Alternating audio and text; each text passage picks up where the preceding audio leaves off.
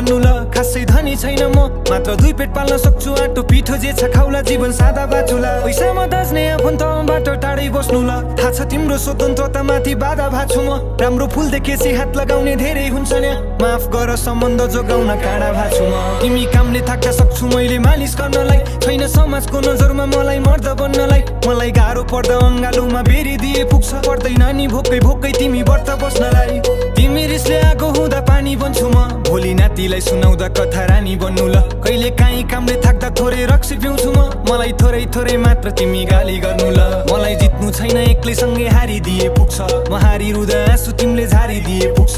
तिमीबाट फाइदा मलाई केही चाहिँदैन मात्र मेरी आमालाई आफ्नै मानिदिए पुग्छ आउनु है तिमी फर्केर